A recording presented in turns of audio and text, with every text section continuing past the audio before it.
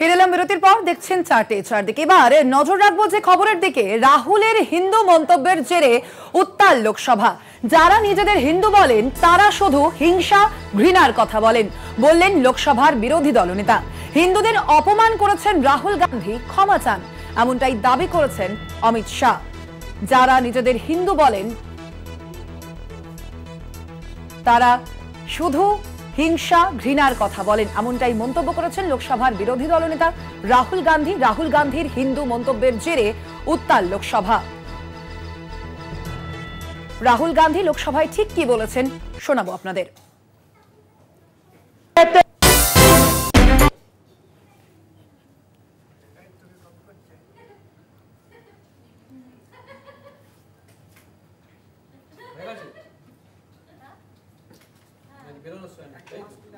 मोदी जी ने अपने भाषण में एक दिन कहा कि हिंदुस्तान ने किसी पर आक्रमण नहीं किया। उसका कारण है क्योंकि यह देश अहिंसा का देश है। यह देश डर का देश नहीं है। तो हमारे सारे के सारे महापुरुषों ने अहिंसा की बात की, डर मिटाने की बात की। डरो मत, डराओ मत, डरो मत, डराओ मत।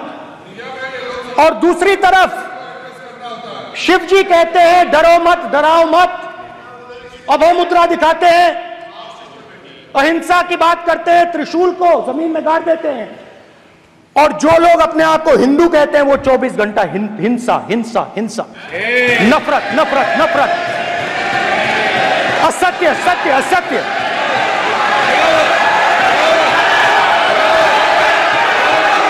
आप हिंदू हो ही नहीं।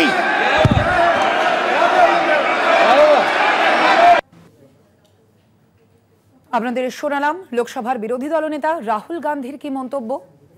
রাহুল গান্ধীর এই হিন্দু মন্তব্যের জেরে উত্তাল আজ লোকসভা। এ বিষয়ে আমরা কথা বলবো। নিউজ রুম থেকে রয়েছেন আমাদের পলিটিক্যাল এডিটর আশিস চট্টোপাধ্যায়। আশিস দা, এবার আমরা যেমনটা দেখতে পাচ্ছি যে লোকসভার বিরোধী দলনেতা রাহুল গান্ধী তিনি একেবারে হিন্দু প্রসঙ্গে বা হিন্দু সম্প্রদায়ের প্রসঙ্গে এই মন্তব্য করেছেন। কিভাবে দেখছেন এই বিষয়টিকে?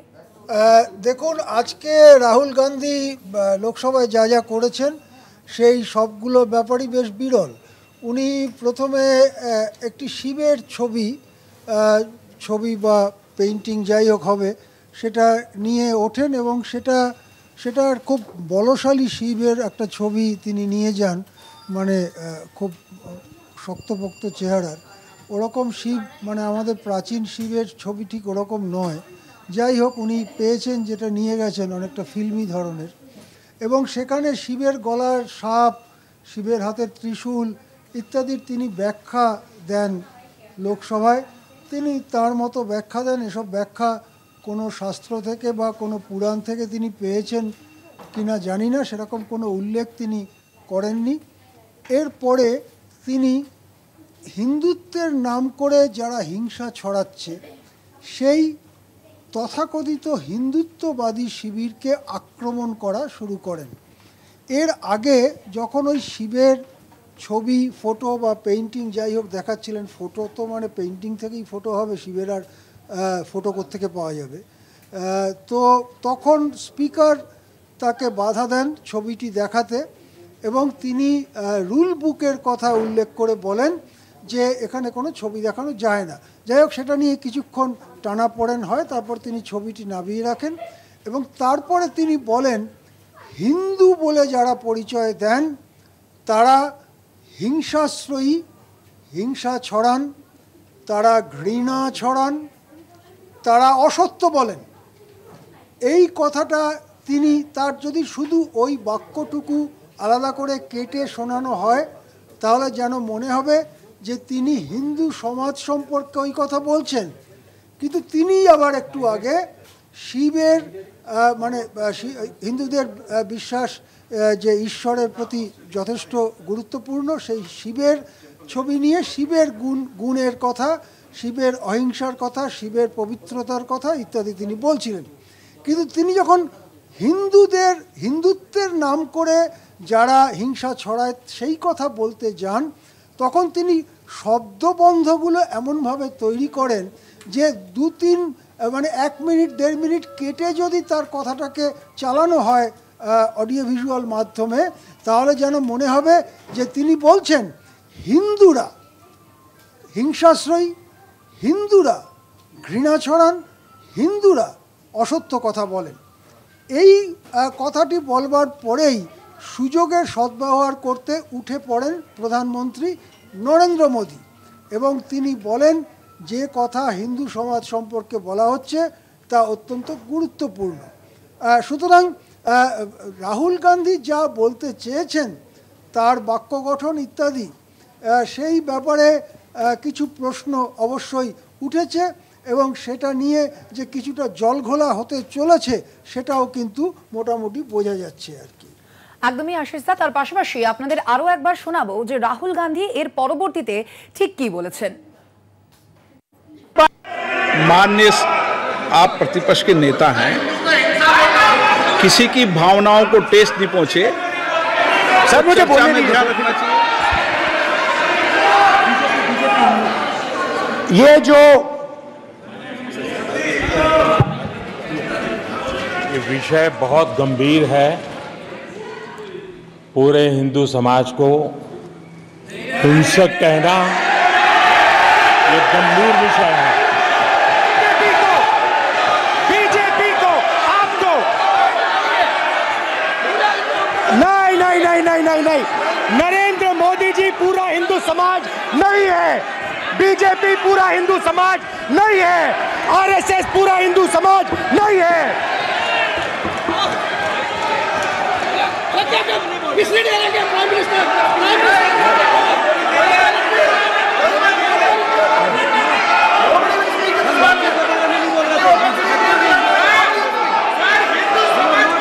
भूपेंद्र यादव जी, ये ठेका नहीं है बीजेपी का।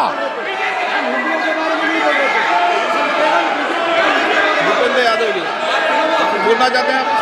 ये सब हिंदू है यहाँ पे।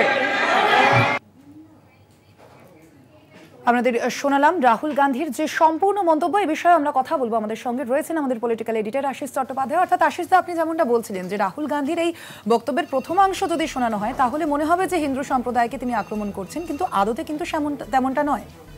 দেখুন, এটা তো মানে কমন সেন্স যে রাহুল গান্ধী নিজেকেও যেমন মানে অত্যন্ত ধর্মপরায়ণ হিন্দু বলে দাবি টাবি করেন এবং তিনি নিজেই শিবের ছবি নিয়ে লোকসভায় গিয়েছেন, তিনি হিন্দুদের সম্পর্কে অমন কথা বলবেন এটা ভাবাও যায় না, মানে এটা অবাস্তব ব্যাপার, এটা কমন সেন্সে বোঝা যায়। কিন্তু তার বাক্য গঠনের জন্য ব্যাপারটা ওরকম শোনাচ্ছে।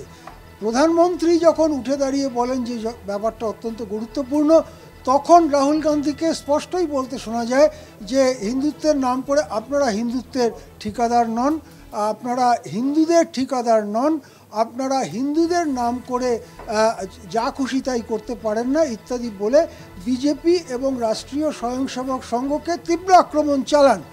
এবং যদি আগের কথা এবং পরের কথা দুটো মিলিয়ে দেখা যায় বা সাধারণ বুদ্ধি কমন সেন্স যাকে বলে সেটা প্রয়োগ করা যায়, তাহলে স্পষ্টই বোঝা যাবে যে রাহুল গান্ধী কী বোঝাতে চেয়েছেন।